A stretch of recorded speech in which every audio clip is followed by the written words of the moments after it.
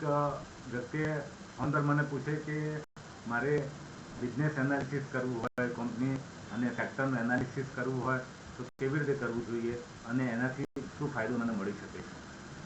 તો આપણે બે પ્રકારના એનાલિસિસ કરી શકીએ છીએ. એક ટોપ ડાઉન એપ્રોચ અને એક બોટમ અપ એપ્રોચ. કોઈ પણ સેક્ટર, કોઈ પણ કંપની માટે આ એનાલિસિસ ખૂબ જરૂરી છે કે જેનાથી આપણે એ સેક્ટર અને એ કંપની શું કરી રહી છે એ જાણી શકીએ. તો સૌથી પહેલાં આપણે વાત કરીશું ટોપ ડાઉન એપ્રોચની. તો ટોપ ડાઉન એપ્રોચમાં કેવું છે કે વૈશ્વિક સ્તરે શું ચાલી રહ્યું છે એ સૌથી પહેલાં જોવામાં આવે છે કે વિશ્વના બજારો કેવા ચાલી રહ્યા છે, એમાં નેગેટિવ કંઈ ન્યૂઝ આવતા હોવાના કારણથી રિફ્લેક્ટ થતું હોય તો બતાવે છે. ત્યારબાદ એ વ્યૂ છે એ ઇન્ડિયન માર્કેટમાં આવે છે. વૈશ્વિક સ્તરના માર્કેટો પછી આપણે ઇન્ડિયન માર્કેટનો સ્ટડી કરીએ છીએ કે આપણા બજારો કેવા ચાલી રહ્યા છે. આપણા બજારો કન્સોલિડેશનમાં ચાલી રહ્યા છે, આપણા બજારો ટ્રેન્ડિંગ બજારમાં છે, આપણા બજારોમાં શું પરિસ્થિતિ છે એ જોવામાં આવે છે.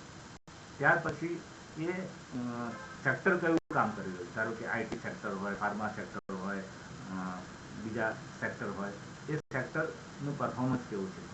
એ સેક્ટરની અંદર આવેલી કંપનીનો અભ્યાસ કરવામાં આવે છે. ફોર એક્ઝામ્પલ ટાટા સ્ટીલ તો સ્ટીલ સેક્ટરને રિપ્રેઝેન્ટ કરે છે, ડૉક્ટર રેડ્ડી તો ફાર્માને રિપ્રેઝેન્ટ કરે છે, ઓએનજીસી તો ઓઇલ એન્ડ ગેસને રિપ્રેઝેન્ટ કરે છે. તો આ રીતે જુદા જુદા સેક્ટર, ઓટોમોબાઈલ વાત કરીએ તો ટાટા મોટર્સ છે કે આઈસર મોટર્સ છે, એ ઓટોમોબાઈલ સેક્ટરને રિપ્રેઝેન્ટ કરે છે. તો એ સેક્ટર પર્ટિક્યુલરલી કેવું કામ કરી રહ્યું છે. જો એ સેક્ટર કામ કરતું હશે, સારું વર્ક કરી રહ્યું હશે, તો એ સેક્ટરની અંદર આવેલી કંપનીઓ પણ સારું કામ કરવાની છે. એટલે આપણે સેક્ટરમાંથી પર્ટિક્યુલર કંપની પર આવી જઈએ છીએ.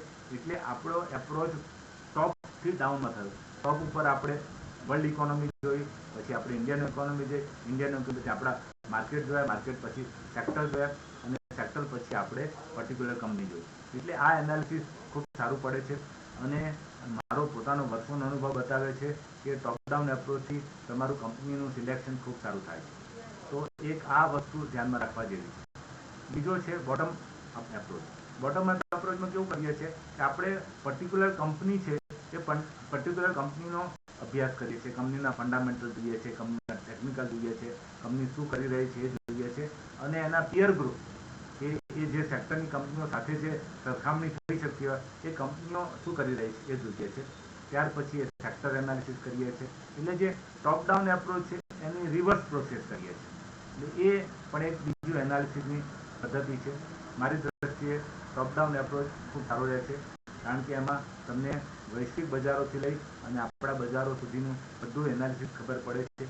એટલે તમારું સ્ટોક સિલેક્શન ખૂબ સારું થાય છે.